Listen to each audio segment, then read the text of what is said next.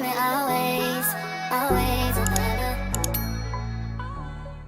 Brittany is officially the biggest pick-me housewife in history. Lisa is getting sued, and Whitney drops a few bombs. We need to catch up with all the girls from Salt Lake City, but before we do, make sure you tap that subscribe button, hit the notification bell so you are up to date on what's going on in the Queen Cave. Today, we're going to be recapping The Real Housewives of Salt Lake City, Season 6, Episode 1, Hot Dogs and Hearsay. I have been waiting for Salt Lake City to come back on, and I am so excited to get into this recap. So let's go ahead and dive right in. So we start off with the opening scene, and first off, it is so amazing. It is so pretty. All of the snow everywhere just reminds me of like this winter wonderland. It's probably because I'm from the raging desert, so anything to do with snow is so fascinating to me. So we start with Angie. She's pulling up to Mary's house in this big ass RV, and I guess they planned this Class A getaway. Huh? I don't know who asked for that, but it's about to get real interesting. So Mary comes outside and she's looking at the RV like, what's this big ugly thing? And she explains that while she was growing up, her grandma actually owned a few RVs, so she's used to being around them, and she did like them as a kid, but as an adult, she does not want to be around them, and she definitely does not want to be cooped up in there with all of these raggedy girls. Coming from Mary. We meet up with the rest of the girls, Meredith, Heather, Whitney, Brittany, and Bronwyn. They are waiting outside of Heather's spa to be picked up. Heather lets us know that Lisa actually is not coming, which was a little annoying to me, because I'm like, first of all, Lisa, why are you not with everyone else on the girls' trip? And two, I love seeing Lisa interact with the rest of the girls on these trips because there's always some drama, and she's just so funny when she crashes out and she's going back and forth. So I was a little disappointed to not see her there. While they're waiting, Heather gives us a little rundown on who's fighting with who so we can get a little better scope on how this friendship circle is laid out as of now. Meredith and Brittany, they don't like each other. The last thing I remember was Meredith going off on Brittany at the last girls trip last season. Everyone was pissed off that Brittany was recording them, and you just see Meredith in the back talking about I've had enough of you, you're vile. I was like, oh my gosh, Meredith, are you serious? Like, they showed this flashback of her from last season, and it had me dying. Meredith is funny. I think she's probably like the funniest one out of everyone, probably except for Mary sometimes, but Meredith be cracking me up. The girls all board onto the RV. As they are trying to get settled, they start toasting.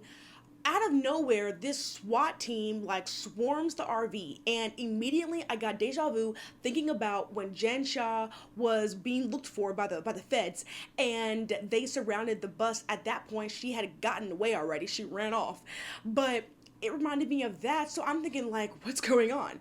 And they like, some of them get off the bus and they're like, oh, we're looking for Whitney, and I was like, oh, Whitney, what's going on? Like, I was shook. I was like, what is going on? And then it started to be real clear that this was some raggedy old dumb joke from somebody. Of course it was Whitney. And she gonna talk about oh, well, I just wanted to pull a prank on you guys because the last time we were here, the cops came to get Jen. I was like, that's the joke, Whitney? That's the prank? That's the best you could do? Yeah, lame. Next! So as they start getting on the road, Brittany is asking Angie, like, where are we going? We didn't get much information. Angie's like, we're going about an hour out of the area. And Brittany goes, oh, we're gonna pass my house. And Mary jumps in. And she goes, oh, great. Maybe we can drop you off. I was like, damn, Brittany's already catching strays, and it's just like, this is gonna be rough. This is gonna be rough for you, Brittany, and I hope you're strapped in. I hope you're strapped in because they're coming for your ass. Heather gets to asking Angie, like, where's Lisa? Have you heard anything from her?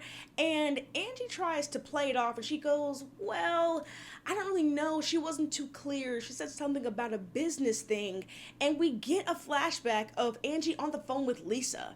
And Lisa is going in on Bronwyn, calling her all the names in the book, saying she doesn't want to spend the night with a pathological liar. And she would much rather spend the day with Ben and Blake.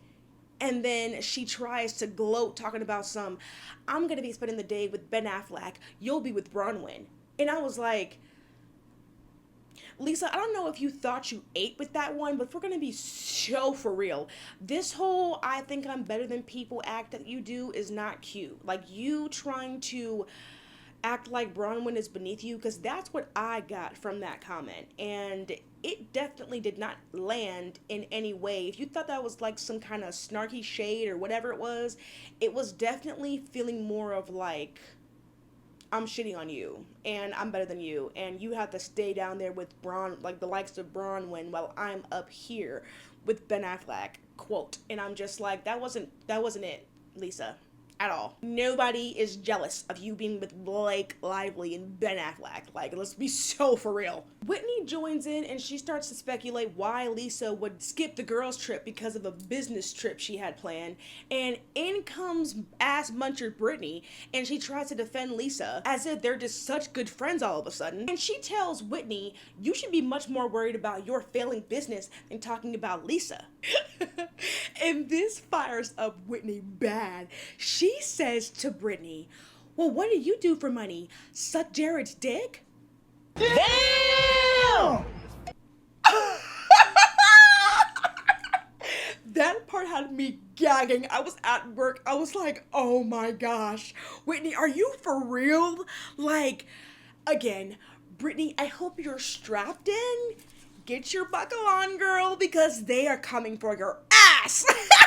I guess, like, since she has comments about Whitney's company where she makes her money, I guess it is a good question. Brittany, where are you getting all your monions? Answer those questions. Yeah, I'm not saying what Whitney is saying is true. I'm just saying, can you give us some extra context as to where your money is coming from? Where is the source of that? Okay, I didn't think so. Brittany tries to explain in her confessional that her and Lisa got so close after the Puerto Vallarta trip last year, and now they're like sisters. And I was like, You stupid. They're not. What's 9 plus 10? 21. You stupid. okay, girl, I don't know what Lisa told you, but I'm almost positive she would not reciprocate the same friendship energy. Like, I'm inclined to believe that Lisa only is befriending Brittany because she needs some sort of an ally for the season, because everyone, for the most part, is not fucking with her. And I guess, like, her and Heather have some sort of friendship, I guess. But Heather's not someone that you see as a good ally in my opinion. I just feel like Heather is a follower. She will get up under whoever she thinks is cool and it will make her feel better about herself, I guess. So it's just like, she doesn't count. So I feel like Lisa is only trying to be cool with Brittany so she can have somebody to defend her, just like this. She needs her to do her talking while she's not around, and she's doing exactly that. Brittany falling right into the trap. I'm not surprised because she's a little bit dodo up there. They finally get to their destination, and it's this raggedy, old, dirty, dusty looking RV park. And I'm just like, Angie, are you fucking kidding me? Like, she had the audacity to say, oh, I didn't even see any photos of it. I just was seeing what, the website showed. So you mean to tell me you didn't do extensive, detailed research on where you were taking us? You just did a whatever, like, you just put whatever in the search engine, search, oh, this one is the closest one, let's go there. Like, Angie would really have me all the way fucked up, because that is not cool. Not only did you not really tell the girls where they were going, what they're doing, how to prepare, what to expect, now they're pulling up in this, and no one is happy about it, and I absolutely understand. They start getting everything set up for lunch, and Brittany, of course, makes her first of many announcements because she, like I said, is going to be starving. She's going to be parched. She's going to be so dehydrated for as much camera time as possible this entire episode. Think about how the entire season is going to go with her. I'm already exhausted. But she goes and she makes the announcement, and she's like, because it was such a big deal of the last trip of me recording, I brought us all camcorders so we can make video diaries of the trip. I was like, that was the announcement, Brittany? You can't just pass these out? And number two, why are you making such a big deal about what happened last year? Like, you want to be relevant as much as possible, and it's not working. I'm telling you, after this moment, we all forgot about the camcorder situation, and you trying to reference what happened last year. Like, she's the type of person where any attention is good attention to her. Like, she's so annoying. But surprisingly, everyone took that camcorder comment, whatever bullshit, well, and they like them. Next. So the girls again start speculating as to why Lisa decided to skip out on the girls' trip. And Heather says she thinks that Lisa not coming is sending a message to them, as in, you guys care more about me, or you guys are more interested in me than I am in you. Essentially, I think I'm better than y'all. I'm not gonna come to the trip. I don't need to. That's beneath me. Again, that's the message I'm getting from this. I could be wrong, but that's what I'm interpreting. Bronwyn makes a great point, and she says she thinks it's real convenient of how busy Lisa is. She goes on to advise that Lisa spend more time and attention on her and her own problems versus always trying to come at the girls and call them liars every time they want to try to hold her accountable. She even kind of speculates it's possible that some parts of Lisa's life may be a little bit fake. And honestly, I would not be surprised at all if that ended up being the case and we found out that most of Lisa's life is a sham and she owes a lot on loans and credit cards and X, Y, and Z. And it really just reminds me a lot of the Jen Shah situation, not specifically because Lisa is doing anything illegal, but just more of the fact of how Jen, we found out everything about her life was fake, and she was in debt, and she had a lot of loans that she had to pay off. The same thing as Lisa, what it sounds like, just in terms of the loans part. So I'm just like, I wouldn't be surprised if that did end up coming out, that Lisa is a fraud.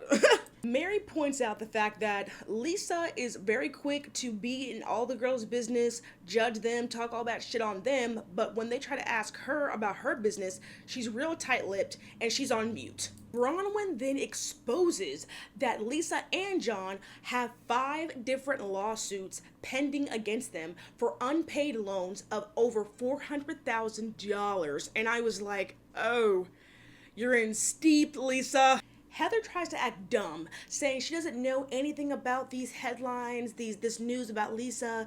Where are you guys getting this information from? And Bronwyn was like, it's in the tabloids. It's in the headlines. What are you talking about? I know you've seen it. Once again, Heather is doing her ass-kissing duties for Lisa and doing all this defending for her, but she's also being real two-faced in my opinion, because wasn't she saying earlier in her confessional that Lisa not being there with the girls is sending a message to them that you guys are more interested in me than I am in you? Like, why would she make that comment if they were such good friends and, oh, can't no one say anything about Lisa when she's not here and X, Y, and Z? But why make that comment, Heather, if you guys are so close? I didn't think so. Angie then tries to make a slight comparison to Jen Shah, which everyone immediately disagrees with because Jen was on a criminal level versus Lisa just has unpaid loans. So they do not agree with that. After they go around not agreeing, basically telling Angie she's so wrong for making that comparison, now Angie immediately wants to backtrack and she's like, oh, that was just a bad joke. Girl, you were not joking. Stand on that 10 toes and keep that same energy. Bronwyn snaps at Heather, calling her a hypocrite for trying to say that Angie is so deplorable for comparing Lisa to Jen, but it was okay for Lisa to do it to Bronwyn last year. Heather tries to say she never knew that Lisa did that. She also says she wouldn't feel inclined to call out Lisa anyway because her and Bronwyn don't even have a good friendship going. Heather then takes that opportunity to bring up how Bronwyn was lying about that whole $4 million necklace thing last year that Todd didn't get her. Essentially, in her confessional, Bronwyn owns up to the fact that she didn't tell the full truth about what was going on with the necklace and what necklace she ended up buying. She was just trying to do too much, throwing it in the girl's face that she was getting a nice necklace, in my opinion. I just feel like she was doing too much and she could not keep up with it. She had too much dip on her chip and she could not keep up with it. It got too heavy and the chip sogged off. So yeah, she had egg on her face that time. Brittany, she's starting to get that itch. She hasn't had any camera time in 5 seconds, so she pipes in and she goes to Bronwyn, just say you lied, just apologize and move on and be done with it. Hello? Girl, please stay in your seat and just pipe down because nobody is talking to you. Bronwyn snaps back at her and tells her, first clear up all the laundry list of lies you have before coming at me.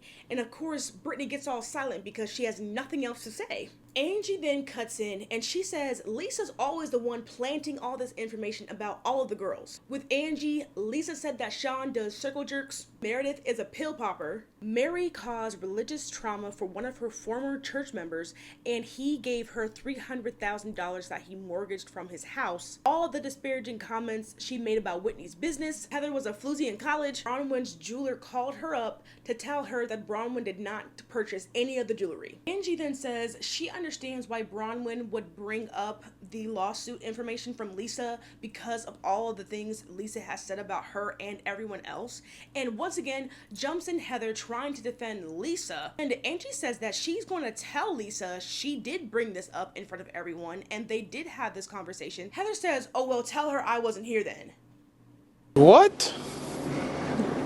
Bro, what are you talking about, man? Heather is such a punk and she is so annoying. You can tell she never got over that intimidation factor Lisa always gave her when they were in school, in high school, in grade school. That's how long their history stretches. I am so tired of Heather getting this like tensed up feeling when it comes down to Lisa. Like, who is Lisa supposed to be, Heather? You are in your 50s, almost 60s. You need to get a grip. I'm just so confused as to why she didn't do that inner healing, that inner work a long time ago. Like, it just looks pathetic to me. Meredith tries to put a stop on the conversation because Lisa's not around and she wants her to be able to defend herself, so that's how we finally put an end to the Lisa topic for now. This shifts over again to Brittany trying to make another announcement. Guess what the announcement was? Let me tell you. The announcement was her and Jared got engaged, but then the engagement ended 2 weeks later because their kids didn't agree with it based off the toxicity of the relationship. So as of now, they still date. They just chose not to get married. Do I give a fuck? No, not one. How many fucks do I give? 0. Exactly. So therefore your comment is irrelevant. Brittany, I'm going to hold your hand when I say this. Jared does not like you. He never did. Jared does not respect you at all. He sees you as an idiot that he can play for a fool because he can, because he has been, and he will continue to, because you are not understanding the fact that all the signs are bonking you across the head and you still don't get it. That man does not want you. He's not checking for you. He knows he can play with your emotions and string you along because you have the mindset of a 21-year-old still, and you want to live as if you are still out in the streets, which is the reason why, from what my recollection lets me know, as of last season, your daughters cut you off because you were choosing to chase after these men instead of spend time with your own daughters. So I just feel like all of these things should be a clear sign to you that something is not right within you. Yeah, But as old as you are and you still haven't figured that out, I'm assuming you never will. So it's just beating a dead horse. We are going to continue to tell you the same thing, and you're not going to get it anyway because you don't want to. You want to be played with. You want your emotions to be up and down. You love the drama because you are desperate. You have low self-esteem and you need to work on that. Like, I don't understand why you wouldn't want to, but I digress. Next, Whitney is so messy. She chimes in and she goes, well, I actually see Jared at the gym all the time and he acts like he's real single. Whitney asks Brittany, so is he seeing other women? And she's like, no, I don't think so. And Whitney is like, well, I actually see him at the cafe across the street from the gym, and he goes on plenty of dates, and he actually introduces those dates to me. Brittany's like, wait, what? And Angie immediately tries to change the subject, and she's like, okay, well, I got some activities planned for us, so I want to kind of get this thing rolling, and I'm just like, once again, Brittany, coming for your ass. She didn't get any more information from Whitney at that time, and I know that's eating her alive to go ahead and hear that Jared is out here with other women, and I don't understand why that wouldn't be expected. But once again, we're not dealing with someone that has any common sense.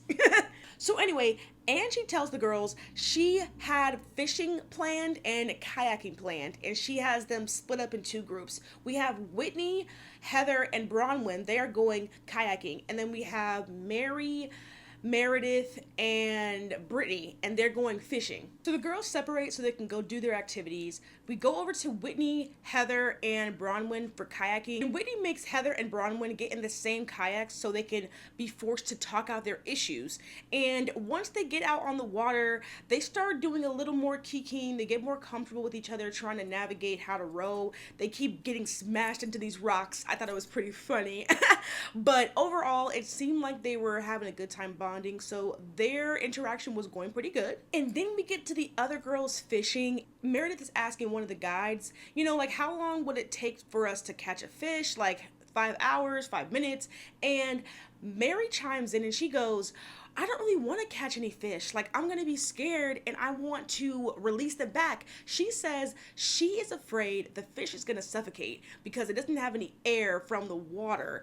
And she doesn't know how to resuscitate the fish. And when I heard that, I was like, girl, just go sit down. I just feel like you should sit these activities out because resuscitate the fish, like, why? And she's talking to Meredith and she cuts off from talking to Meredith and she talks to the guide and she's like, what's your name again? And the guy goes, Dusty?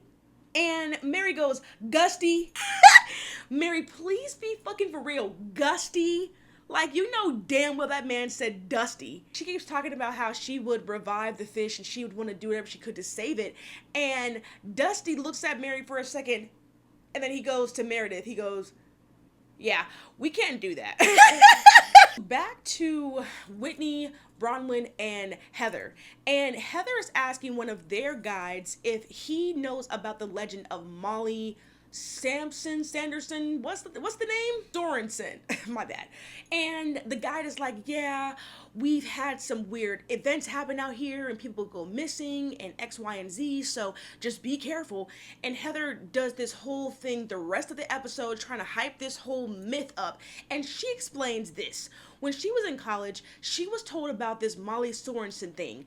And this girl was supposed to, I guess, go out in the wilderness to find girls that would go out there to be with their boyfriends and sin, and she captures those girls and she sacrifices them, some bullshit. And I was just like, next. Heather, why are we talking about this dumb old story you came up with and this long gone legend you guys have in the Mormon community? I guess she was a Mormon girl, whatever. She was doing the sacrificing, and I was like, sacrificing is some sort of good thing in your guys' realm? I don't know. Like, I'm confused. I thought that was a bad thing. But anyway, so it starts to get dark, and Angie tells the girls they had to make their own food. And I was already prepared for some bullshit because Angie already had the group fucked up by having them in that camping site anyway. Mary starts to complain about how it's dead wrong for them to have to cook their food on skewers and an open flame, and I most definitely am on board with that because what are we doing, Angie? Like, can we get some sort of accommodations? And Angie's just over there living the best life, like, wow, I just love soaking up nature and being minimalist and just doing things natural. Like, Angie, please get the fuck on. Like, that wouldn't even be funny. You set these girls up. It wouldn't be so real. You set these girls up to sit over here and have to deal with this bullshit, not have any type of preparations or anything in place for themselves. You are having a ball, and I would be so mad at you if I was on that trip with them. She really has the nerve to have the following for food. She has veggie burgers, wheat bread, bagels, hot dogs with no condiments, and she has a bag of asparagus, raw asparagus. How are they supposed to cook that, Angie? Put one of the asparagus on the skewer and do it individually? Like, what are you doing? And Angie was like, oh, we probably should have packed, what did she say? A skillet, or not a skillet, a griddle, something like that. And I was like, Angie, okay. I was so tired of Angie after this scene. I was like, girl, this is not even funny. Like, we're over here eating raw hot dogs with no bread and no condiments to make it better. Like, this is clearly not going to be the best tasting, and you don't want us to have anything on top of that. And then she has the audacity to tell the girls to stop complaining. Stop complaining that they don't have anything to make real food with. She goes in her confessional. She actually admits she just forgot all the stuff, but told the girls, oh, we're supposed to be one with nature. We're supposed to be minimalist. We're not going to be doing all the extra stuff. And little did we know, you actually just forgot all the shit. It seems like you forgot a lot of shit when it came down to this little Class A getaway. I'm really wondering, where is the Class A at? Where's the Class A of anything on this trip except for Class A bullshit that is just infused in every turn of the trip? The activities are bullshit, the fucking setup is bullshit, the campsite is bullshit, and the food is bullshit. You forgot everything on this Class A getaway. Thank you. Heather starts giving the girls a little rundown on their day kayaking, and she says that her and Bronwyn actually got to bond a little bit while they were kayaking, and they're actually in a better place than they were before. That then leads Angie to pipe in. She goes, Heather, it looks like you're having a lot more fun without Lisa around. You're really just more of yourself. And Heather immediately gets like offended, and she's like, Angie, why would you say that? And I'm like, it's the truth, Heather. Like, I don't know why you're so appalled that she's telling you this, but like, she's really like taken aback that Andy told her that for some reason. Whitney then says Lisa went immediately back to calling her a liar on social media after the reunion, and Brittany once again says, I haven't had any camera time.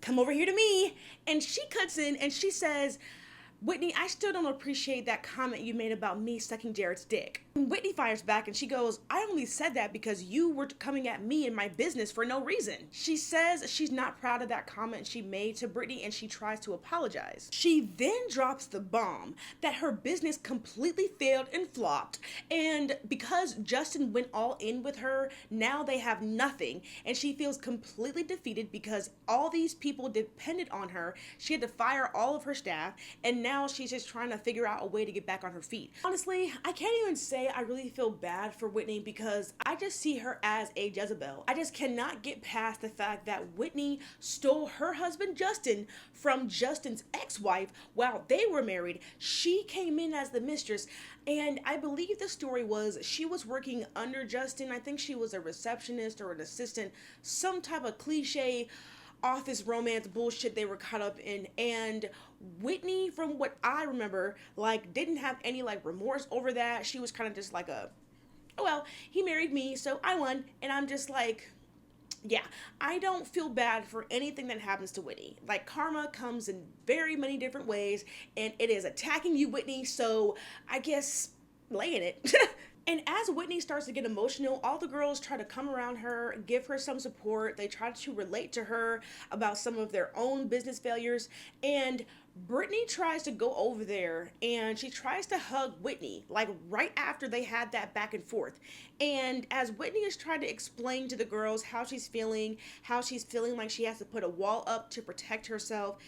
And as Brittany comes over there to hug her, she like physically cringes up and she stops talking and she's like, Brittany, back the fuck up. I'm not ready for a hug right now. Like, clearly, can you read the room? Like, that whole exchange was weird as fuck. And Whitney was like, you need to give me some space and some time right now. Like, I'm not there with you. And after hearing this, instead of Brittany just respecting that, being like, okay, girl, I understand, we can revisit this later, she then says, wow. She says, well, I'm still waiting for my apology for that Jared comment. No, shut the fuck, shut. Did I say no? Oh shit! Say it again. Say something else. Oh, say something else. Say something else, nigga. I'm gonna tie your old monkey ass up. Oh my gosh. Like, are you freaking kidding me? Like, Brittany had me so I wanted to skip her scenes so bad, but I know I needed it for the recap, so I was trying to hold on through. But, like, are you fucking kidding me, Brittany? If you want to go back, since you are so focused on needing to have all this attention, Whitney already gave you an apology for that comment. She already said she felt bad about it. She was not proud for saying it. She apologized to you already. So for the fact that you're trying to come back again and try to say, oh, I'm still waiting for an apology, just shut the fuck up. No one is here to hear any of your little bullshit sob stories about anything to do with Jared, about anything to do with anything else. You are so annoying, and we don't even know why you were asked back on the show. Like, whose idea was that to have Brittany back on the show? All she does is complain, cry, and be a victim. Like, we don't need her on the show. If anything, if you're gonna bring anybody back, bring back Monica. Bring back someone that actually is bringing something to the show. Like, I don't agree with what Monica did, but at least it was entertaining. It was something that we wanted to watch. I do not want to watch Brittany every episode. I'm sorry. I just don't. As Brittany is continuing on with her sob story, she tries to say that she feels like she's a punching bag in the group and everyone's always trying to come at her and blah, blah, blah. And Meredith cuts in. This part was so funny. Meredith cuts in and she goes, Brittany, we don't want to hear it. I was like, yep, thank you. Somebody says it. And Brittany's over here all like surprised that Meredith is saying anything. And Meredith is like, the one person that was cool with you from the beginning, you turned on them from the jump. And Brittany was like, who, you? You were the one that was nice to me in the beginning? You turned on me the second that you could, Meredith, from the jump. And Meredith was like, I'm not interested. I'm not interested in any of this. As she always says, I'm not interested. Brittany starts to get defensive and she goes, me and you, Meredith, used to be really good friends. And Meredith goes, when? When were we ever good friends? And she goes, we used to talk on the phone. We used to go out for lunch. And Meredith was like, we've been on the phone what, once, twice? And Brittany was like, we've been on the phone twice. And we went out to lunch for a few hours. We had a really great time. We were really good friends. That's what constitutes a good friend to you, Brittany? Like, it's clear that's the reason why you don't have any, because that does not make you friends. If anything, that's like barely acquaintances. If anything, you guys are just coworkers. And maybe Meredith at the time was just trying to get to know you. Yeah, like, just because you guys spend some time together does not mean you guys are friends. Like, I don't understand what this thought process is, but it's so tiresome. The rest of us are tired of you. We're tired of you. She then goes on to say she thinks that Meredith used her. Used you for what? Like, literally, what use do you have on the show? What could she possibly use you for, if anything? Pause. If anyone is going to use you, it's going to be Lisa. Lisa's going to use you. And I bet she's going to use you this entire season, trying to be her lapdog, trying to be her mouthpiece, trying to be her puppet, to do all her bidding for her. I promise you. at the end of the episode, Heather brings up once again this dumb old Molly Sorensen bullshit, and she takes the girls out in the wilderness to do some makeshift scavenger hunt. I have no idea what her plan was for this because it's pitch black, they don't have any flashlights, and they just have their camcorders. I was wondering, like, is the camera crew not there? Because once they try to go back, they figure out they're lost, they don't know where the fuck they're going, and everyone starts freaking out. And I'm just like, what was the plan here, Heather? Because everyone is just lost in the wilderness in the middle of the night. I would be so pissed off, and everyone's going off on Heather saying, you're the reason why we're out here, we're lost because of you, get us back to land. So it was interesting. I really actually loved this episode. I think that this season is going to be so bomb, so good. And I think that Salt Lake City is my favorite franchise out of all the franchises. You are not going to tell me they are not taking the top spot right now of all of them, okay? But how did you feel about this episode? What was your favorite part? Let me know in the comments down below. But thank you so much for watching this video, and I'll see you in the next one. Bye!